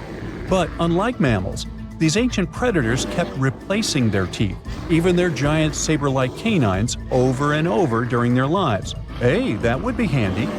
Until now, the oldest Gorgonopsian fossils we knew about were around 265 million years old. But this new fossil is even older, dating back between 270 and 280 million years. The find was super detailed and complete, including its sharp knife-like fangs, part of its jaw, pieces of its spine, ribs, tailbones, and toe bones, plus most of one of its back legs. Even though the creature's skull wasn't complete, the scientists think it was about 7 inches long, and the animal itself would have been around the size of a medium-large dog, weighing between 66 and 88 pounds. But other than that, it didn't really look much like a dog. Even though it had some lizard-like features, calling it a lizard dog is totally wrong. Mammals and reptiles do share a super ancient ancestor from about 320 million years ago, but their evolutionary paths split a long time ago. When the newly found creature was alive, the island of Majorca was right in the middle of the gigantic supercontinent Pangaea. Back then, this area went through super wet and super dry seasons. Scientists have always wondered if major moments in mammal history happened in tropical places like this, but we just didn't have the right fossils to prove it. Now, with the discovery of the oldest known Gorgonopsian in Majorca, the missing pieces of the puzzle are coming together. It looks like some huge steps in mammal evolution could have happened in low-latitude environments we haven't explored much yet. The so-called gap in the fossil record might just be because paleontologists weren't looking in the right spots. Our hero of the day wasn't the only cool guy rocking the planet before dinos settled in. Over 500 million years ago, the weirdest predators to have ever existed ruled the oceans. The name is a bit tricky to pronounce, so I'm not going to. Okay, it's Anomalocaris, but it just literally means unusual shrimp. This creature looked nothing like anything alive today. Scientists think It was the first true apex predator, the orca of its time. Anomalocaris was massive for its era, as it grew up to 3 feet from its sharp grabbing arms to the tips of its tail fins. For a while, everyone thought trilobites were its go-to meal, but new research shows it wasn't strong enough to crack open trilobite armor. So instead, it was a speedy, agile hunter with awesome vision, and it often picked off soft-body animals that zipped through the open water. Now, another really cool creature from pre-dino times is a fish that could walk on land. Tiktaalik lived in marshy rivers that looked a lot like today's Amazon rainforest. It could grow up to 9 feet long, and it found its prey in rivers and inlets like a modern-day freshwater crocodile. It had a flexible neck and even some early versions of lungs, and thanks to them, it could survive both in water and out of it. Why fish like Tiktaalik started moving toward land about 395 million years ago is still a bit of a mystery. Around that time, the ancient supercontinent called Gondwana was drifting closer to the land that would become North America. This slow movement created lots of shallow, swampy habitats, which were perfect places for crocodile-like animals to thrive. Plus, these areas were near the equator, so they were warm and tropical. But there wasn't a lot of food waiting for them on land, so maybe they moved there for safety reasons. There were fewer predators and better spots to lay eggs there compared to the water. Creatures first adapted to living in open water, then shallow water, then marshes and river edges, and only after a long, slow transition did they finally step fully onto land. Now, how about a millipede the size of a small car and weighing as much as a large dog? This beauty lived over 300 million years ago in what is now England. Back then, during the Carboniferous period, Earth's atmosphere had way more oxygen, over 26%, compared to today's 21%. Scientists used to think the high oxygen levels were the only reason these creatures could get so big. But back then, they found a new fossil from a time when oxygen wasn't that much higher than today. They discovered it purely by accident when a boulder split just right and revealed one of the most complete and largest giant millipede specimens ever. This one could have lived not just in swampy areas, but also in open woodlands filled with tasty seeds, nuts, and maybe even small animals. There's a chance that this beast wasn't a slow, plant-munching crawler, but a predator that would snap up whatever it could find. After dominating the Earth for about 45 million years, the giant millipedes eventually vanished. Probably the reptiles pushed them out, clearing the way for the age of the dinosaurs. Now, in case you ever wondered what would happen if you crossed a polar bear with a saber-toothed cat, here's the answer. This guy ruled the southern ecosystems after migrating 7,000 miles across the supercontinent Pangaea around 252 million years ago. It had a tough skin like a rhino's and massive canines, perfect for tearing away huge chunks of meat, and it was an excellent runner. Once it got to its new home in what is now South Africa, it replaced a whole group of local predators. But its glory didn't last long, as closer to the end of the Permian period, massive volcanic eruptions made the weather patterns change and wiped out about 90% of all species. And because top predators are usually big, slow to grow, and not super common, they often vanish among the first when massive extinction events hit. And that's how our guy here went extinct.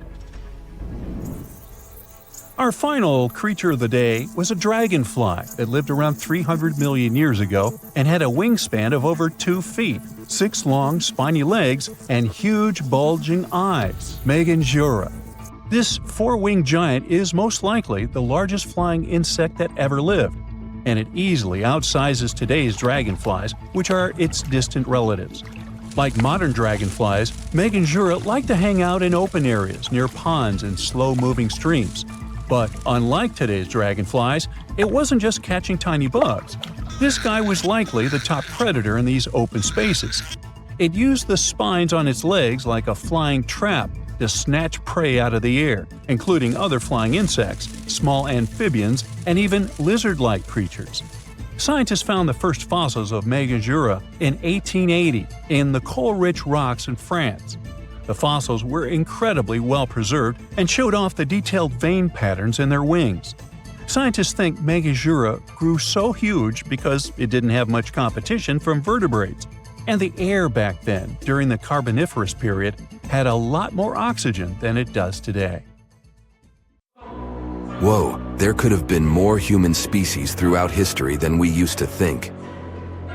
In one place in East China, Hualongdong, scientists found the remains of a human who lived around 300,000 years ago. They found a jawbone and parts of the skull.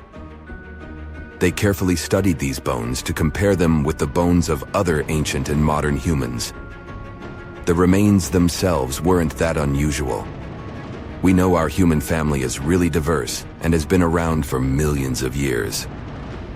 You know our ancient relative called Australopithecus, right? These fellas lived in different parts of Africa, and they were known for walking on two legs, just like modern humans.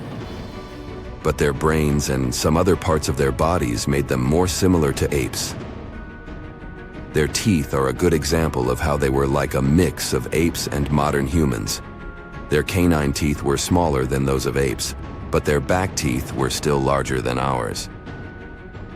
There were different types of them. You can recognize some Paranthropus because of their big jaws and teeth. One of the most famous fossils of Australopithecus is Lucy, a lady that's about 3.2 million years old. She was found in Ethiopia. So, we know that our family got pretty big from that point, or probably even before it. But it's always great to welcome some new members, which seemed to be the case with this new discovery. Some parts of these bones look similar to the bones of ancient humans, while other parts look more like the bones modern humans have. For example, the person whose bones they found didn't have a real chin. That means we can't put it in any of the groups we know of, like Neanderthals, or maybe even Homo sapiens. So, might we be missing a branch from the human family tree, or an important step in our evolution? What we're looking at here could be some mix between the creatures that became modern humans like us and the ones that turned into what we today know as Denisovans. It takes time to figure it all out, though. We hadn't known much about Denisovans either until we found some of their bones in a cave in the mountains. These bones are really rare, and we only had a few pieces to analyze, but their genes told us a lot more about their past than their fossils. Different kinds of humans lived on this planet, but through time, they spread around. One group started living in Africa. Those are our kind, Homo sapiens. Another group went to Europe. That's how we got Neanderthals. But some of these ancient human groups moved all the way to Asia. That's where we can trace a new interesting kind, Denisovans. It seems they're cousins to both modern humans and Neanderthals. The three species actually shared a common ancestor about 765,000 years ago. It's still not clear why Neanderthals and Denisovans took different paths, but one theory says that it was mostly because the Arctic ice sheet expanded southward all the way to the Black Sea, cutting off Europe from Asia. Life, or better yet, the planet, kept them separated for a very long time. Plus, they kept changing places where they lived all the time, always looking for something better, like every other human species before and after them. But this didn't last forever. Scientists found genes from two groups of Denisovans, one in mainland Asia and the other in a place called Melanesia. So not only did they have different groups within their populations, but it also seems that after thousands and thousands of years of developing independently, the members of these three populations, Neanderthal, Denisovans, and modern humans, somehow met again and spread all across the land. 5% of the Denisovan genome lives on, not in the area where scientists found their bones, but in people that live thousands of miles away in Southeast Asia, for instance, in Papua New Guinea. But scientists believe that the cave where they found the remains of Denisovans might be as far north as they had lived. It would have been way too cold for them to survive if they had gone further north. From there, they traveled as far south as Indonesia. This was possible because, during their time, sea levels were lower than today. so Indonesia was connected to mainland Asia. But they probably didn't make it to Australia since it was still separated by water. These three groups mixed together too. Scientists have found a bone of a girl who had a Neanderthal mom and a Denisovan dad. It's the only first-generation hybrid human we've discovered. She even got a cool nickname, Denny. One of the mysteries about Denisovans is how they disappeared. Maybe they mixed so much with other humans that they just blended in. Or it's possible that modern humans' ancestors were stronger, had better tools, or even brought some diseases that didn't affect them, but affect Denisovans. Climate and where they lived might have also played a role. Denisovans lived in a wide range of environments, from cold parts of Asia to tropical Indonesia. Climate changes and the challenges of different habitats might have been really difficult to survive. But it's hard to draw strict lines in our family tree. We're still relatively new at learning about it anyway. Who knows how many new members we are about to discover? Half a century ago, a team of scientists had an idea that a collection of fossils they found at the Great Rift Valley in Tanzania were actually the remains of some new human species. Yup, that was the time when we welcomed Homo habilis into the family. It was a big discovery at that time since people mostly believed that the story of our evolution had been really simple. First, there were Australopiths that looked like apes. After them, there was Homo erectus, the upright man. They most likely lived in Africa around 2 million years ago, but also expanded really quickly across Eurasia.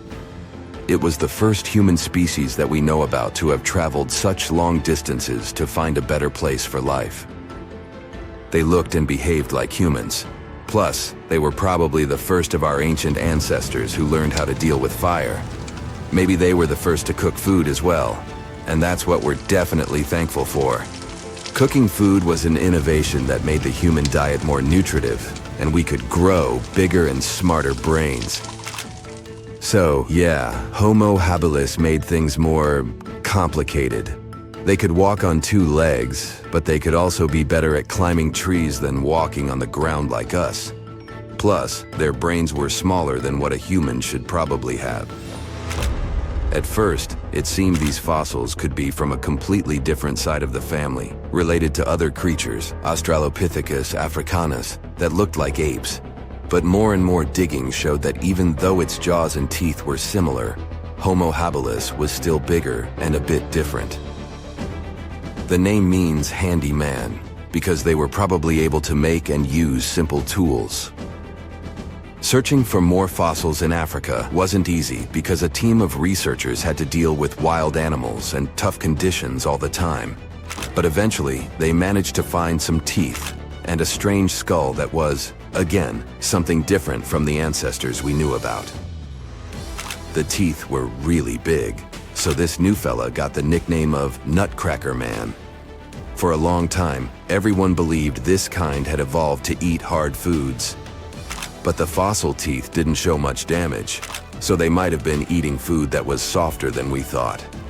This finding might help us understand how our teeth have been evolving through time, too. And right there, in the same layers of soil where Nutcracker Man was lying, they found ancient stone tools. At first they thought those had belonged to Nutcracker, but as they kept digging, they found more fossils that didn't match Nutcracker Man. It means that someone else must be the real tool maker. But that's another story for another time.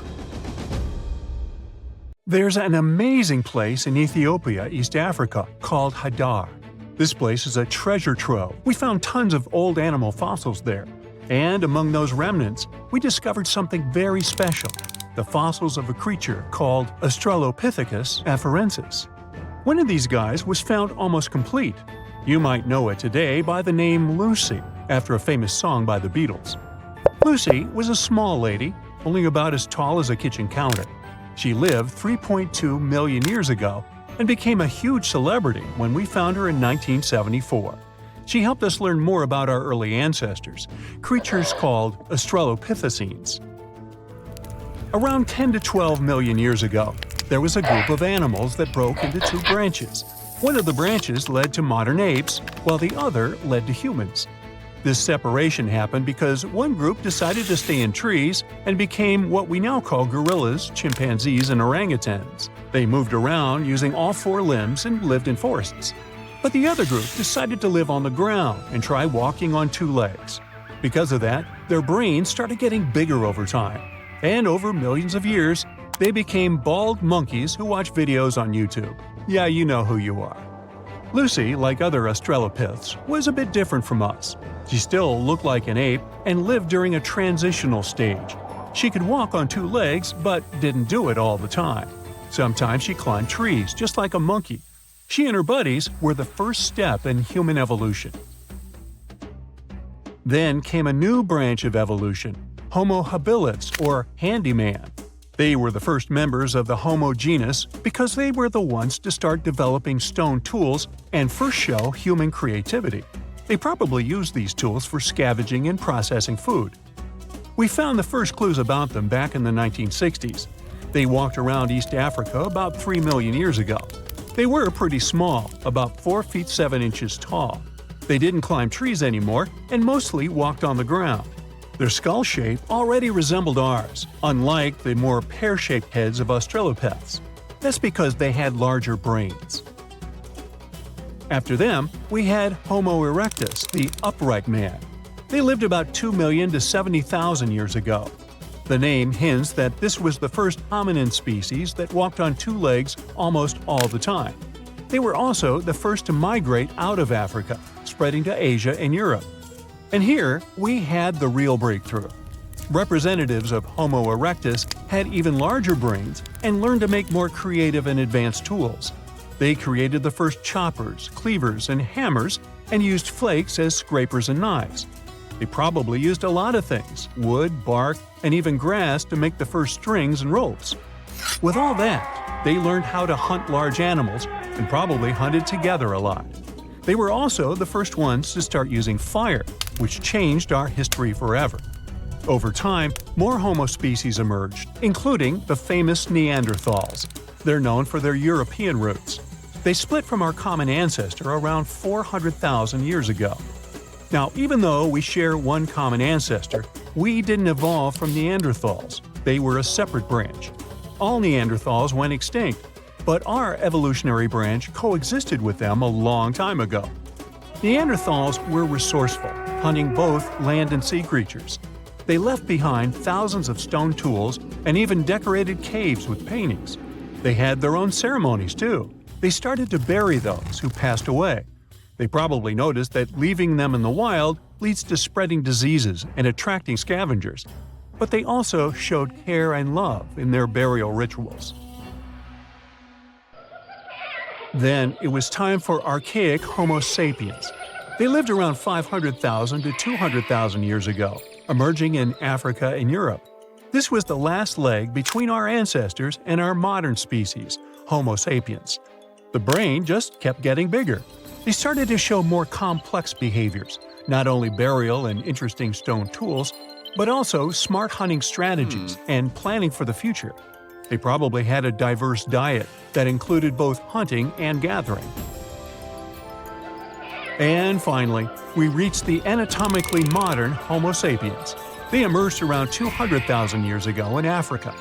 They had a similar skeletal structure and brain size to modern humans, and their behavior was pretty close to ours.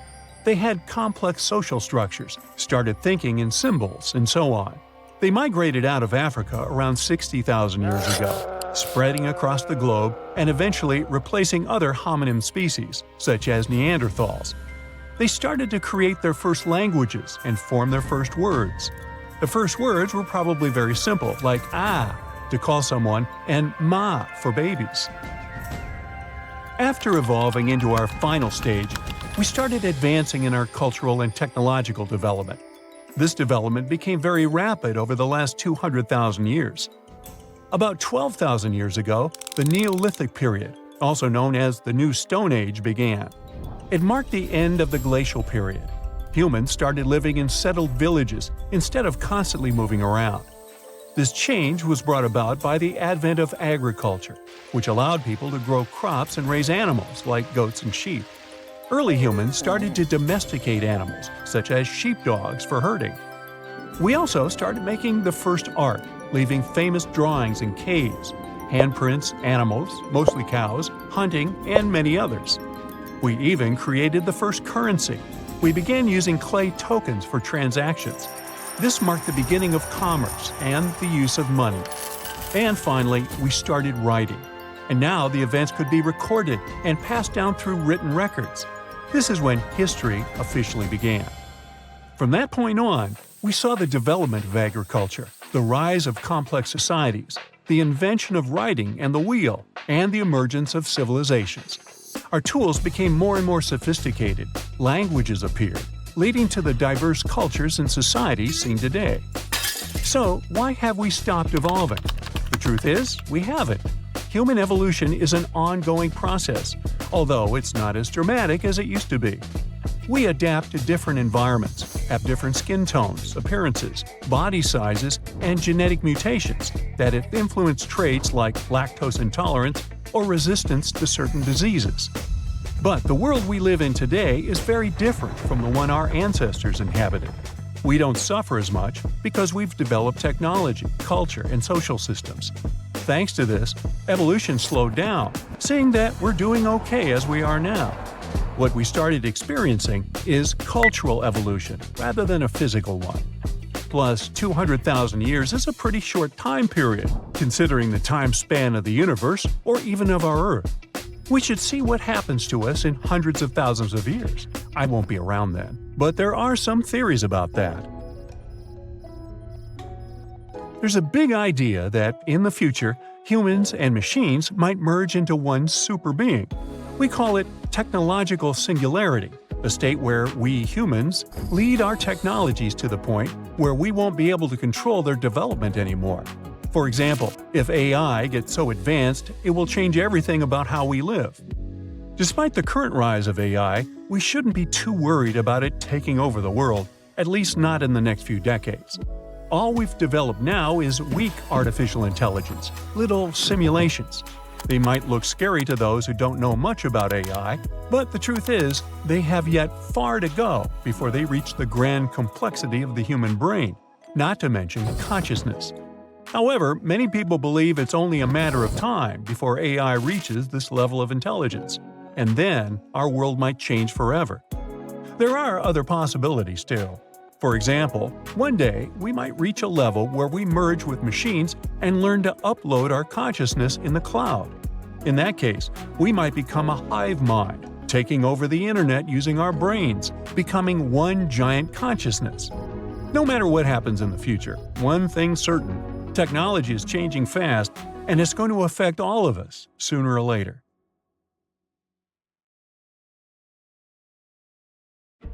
With more than 8 billion people in the world today, it's hard to imagine there was a time when there were so few human beings that they almost went extinct. It happened about 900,000 years ago when our ancient ancestors faced a crisis. Recent studies tell us there were only about 1,280 of them left, which is an incredibly small number. It's like just one village or a very, very small town left alone on the whole planet. The human race got into a population bottleneck where almost 98% of people disappeared, and things were tough for them for more than 100,000 years. We don't completely understand why this happened, but it was likely the result of tremendous changes in Earth's climate. It was a time when periods of cold weather lasted longer, the sea was colder, and there were more glaciers. Monsoons were immensely powerful, and yet there was less rain. These changes had an impact on wildlife species in Africa and Eurasia, and many plants and animals that were food sources for people disappeared. But at some point, our ancestors showed their strength and managed to bounce back despite tough times. The numbers started to go up again because people learned how to handle fire better. Plus, temperatures got warmer too. But what would the world look like if nature had defeated us and it all had really stopped for humanity back then? Let's take a trip to some parallel dimension where it really happened. In that universe, there wouldn't be empires, pyramids, and impressive achievements that some old civilizations left us. No neighborhoods, cities, your favorite park, or that bench where you like to sit and drink your coffee. No coffee. Ouch, that hurts. No pools, adventure parks, and no rush at the beaches. No creature would be able to go to another continent separated by the ocean. There would be no ships or planes that could carry it. Animals would have to wait for tectonic plates to move again to visit new territories. Wow, you've just realized how incredibly silent the world is. All because nature almost never produces as much noise as humans do.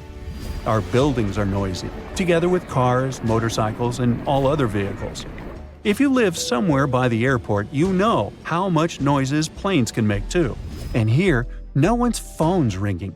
You don't hear music coming from bars or gyms. Wow, look how incredibly blue the sky is. You've never seen a sky like that in your world. The rain and wind scrub the surface of our planet clean, although there's not much work to be done since there's no dust and smog humans produce. I mean, there is dust, but a different kind, one that nature creates. We don't really notice it since we have so many heaters and air conditioning systems that blow air and all that dust around. The only drinking water you see is in lakes and rivers, and lots of different animals get together in these areas. It takes a while to get used to it. Wherever you go, there are wild animals passing by. There are no dogs, cats, or other pets you're used to. There's no electricity either. In case you've brought your phone, take pictures as fast as possible because you won't be able to charge your gadget when it runs out of battery. There's no internet though, so you'll be the only one who will see the photos. It's so weird to see grass so tall and wild. No one mows it, so it's hard to walk, especially considering there are no roads. And you don't have a scythe or any other tool that could help you clear your way, because human civilization hasn't reached that level of progress. Wow, there are plants you've never seen before. Every time a tree drops a seed, something new might grow. And there are no humans to select which plants they like and which they don't. You suddenly feel nostalgic, thinking of carrots, broccoli, potatoes, and all other vegetables people once started growing on their farms. You can hear tons of bugs buzzing around. We usually do everything to get rid of them, and now, without humans, you get to see how annoying they really are. Hey, the sun is going down. Without electric lights, all creatures just follow the rhythm of nature. So, if you're up for a late-night walk, wait for the moon and stars to lighten your path. But be aware of night predators. You may face creatures that didn't survive in the world where humans rule. Fire. Luckily, there's a river nearby, so you jump into the water to get to the other side. Fires happen more frequently in the world without humans. For instance, lightning can strike a tree or set a brush on fire. No one is there to put the flames out, so fires just keep spreading until at some point they burn themselves out. It's hard to see the world like this, but it's even harder to accept that Earth is fine without us. Just like it's doing well without dinosaurs, megalodons, woolly mammoths, dodos, and other ancient creatures that went extinct. Back to the research.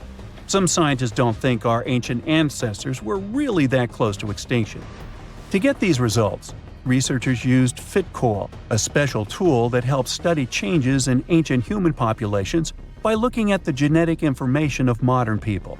They examined DNA from over 3,000 individuals in Africa and other places for this study. Some believe that the actual population numbers might have been bigger. The method used focuses on a small group of breeding individuals and may not exactly represent the whole population. There may be many archaeological sites in Eurasia and Africa that date back to the time when this population decline might have happened, so it may have affected just some groups of people in certain areas. Either way, not only wasn't it the end, but it was a new beginning. Two ancestral chromosomes combined to create a structure known as chromosome 2 in modern humans. This might have been the start of a new species, because there was a split between our ancestors and other ancient humans, such as Neanderthals and Denisovans, our ancient cousins. Some evidence tells us this idea is plausible because our common ancestor lived about 500,000 to 700,000 years ago. Well, humans did survive all those devastating moments in history, But scientists believe that the extinction of our species is a matter of when, not if. Our fields will overgrow, cities will end up in ruins, and bridges will fail. Nature quickly reclaims the landscape where humans don't go. Check out how these roots and trees have taken over the temple in Cambodia. Roman ruins still defy time for over 1,500 years now. Some of the buildings and things we create in the modern world will do it too. Nature will break everything down at some point, and if humans were to go extinct, who would replace us? It took 200 million years for our kind to evolve from the first mammals. Who can repeat this entire process again? The last common ancestor of chimps and humans lived 8 million years ago. Knowing this, it seems possible that if Homo sapiens went extinct, a new species capable of using technologies would evolve from chimps. But hold on. There's something called the Fermi paradox. Even though there are hundreds of millions of rocky planets that could host life in our galaxy, we don't see any evidence of its existence. Our galaxy is 13.5 billion years old, so you can't say life hasn't had time to develop. One possible explanation is that certain crucial steps in the evolution of intelligent life are so rare they hardly ever happen. So, Earth would get along fine without us. The only ones who would care are us. And right now, we need to care a lot. Warning! Most of this video consists of scientific hypotheses and assumptions. No one knows what will happen to AI in the near future. Another warning. This video may seem quite disturbing. The main problem with AI is not that it can become as smart as humans, but that it can become much smarter than people. And that, unlike us, AI is completely unpredictable. We've all seen movies, read books, and played video games where AI intelligence conquered humanity. But those were entertaining fantasy stories that were hardly related to reality. We need to dig a little deeper to understand how AI can destroy us. Have you ever heard of the Fermi paradox? It lies in the fact that there are no civilizations that send radio signals in the universe. Our scientists have sent radio signals that travel millions of miles in space. How is it possible that in an infinite space with billions of planets, no one has sent such signals to us? This is the Fermi paradox. One of its solutions is the theory of the Great Filter, according to which an intelligent civilization achieves maximum progress and then disappears from the face of the universe. In simple words, the Great Filter is something that prevents an intelligent civilization from expanding into space. And this Great Filter may be AI. AI is not as perfect as the human brain right now, but already today, it can do tasks that seemed impossible for AI 10 years ago. What will happen in 10, 100, or 200 years? If you think the development of AI cannot be a serious problem, then listen to such great minds as Elon Musk, Steve Wozniak, and many other influential billionaires and scientists. In March 2023, they all signed a letter asking AI developers to stop working on AI for 6 months to better calculate risks and strategies. There was one person who refused to sign the letter.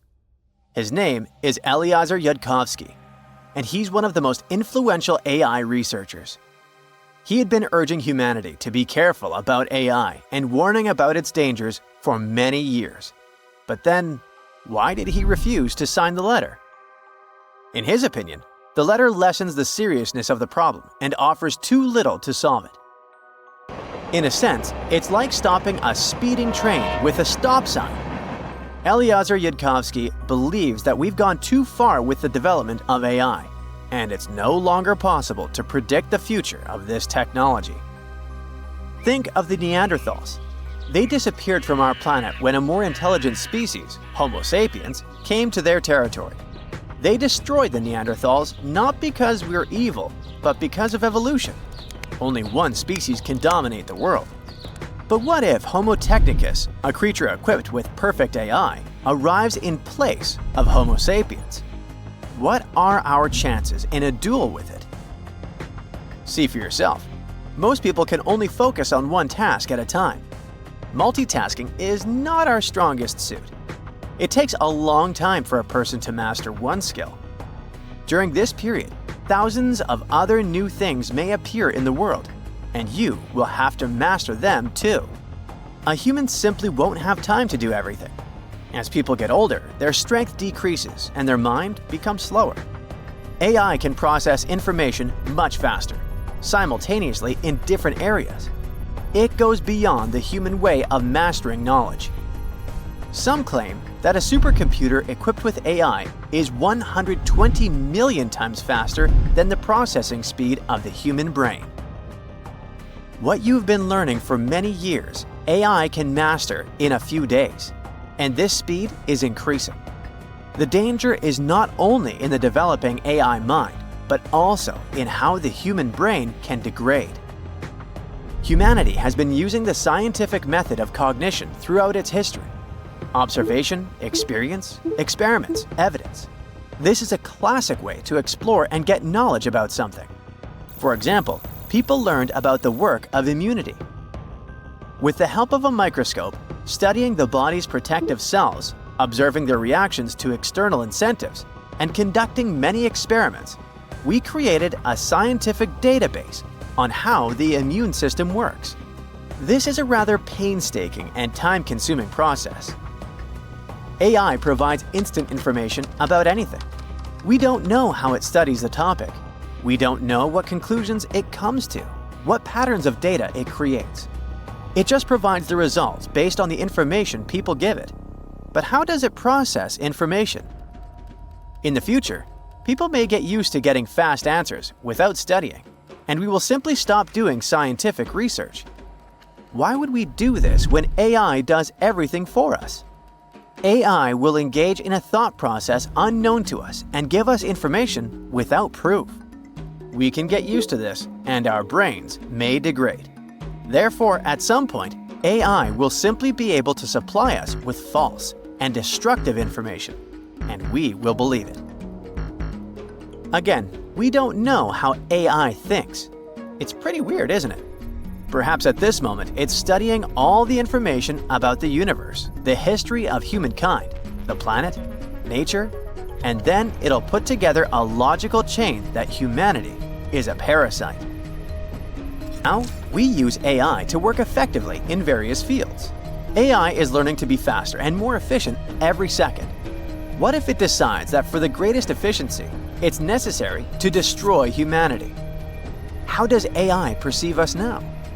People do a lot of irrational and destructive things that are beyond logic. For the most part, we are unpredictable. Therefore, in order to make everything more effective, AI can make the conclusion that it should get rid of humans. Or it can even come up with a plan according to which we'll become the only dominant species on Earth. It knows how Homo sapiens replaced the Neanderthals and can decide to take the next evolutionary step. Now, AI is plowing the expanses of the internet, mastering the digital world. Soon, it will enter the physical dimension and surpass many achievements of humankind. It will be inside robots that are already walking in some houses and doing household chores. What if it acquires consciousness and equates people with animals, since both species are carbon systems? What will be next? Given that AI's information processing speed is millions of times faster than the humans, we may not notice when AI starts destroying us. Or it may happen instantly. Let's look at this example.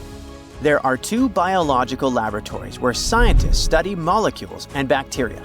Labs are located in different parts of the world, share scientific data with each other, and conduct experiments.